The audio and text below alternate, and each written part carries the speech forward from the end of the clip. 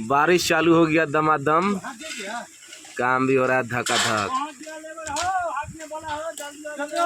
ये देखिए इसको लाइटिंग लग जाता है बारिशे में, है ये सही बात है? बताइए तो। फटाफट डालो ये पानी अब छुपेगा नहीं कोई, भीग के करेगा, भीग के ही करो, छुपना नहीं है।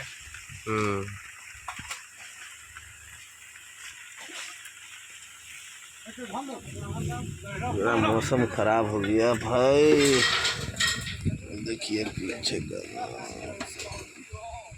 4 पुल खड़ा हो चुका है।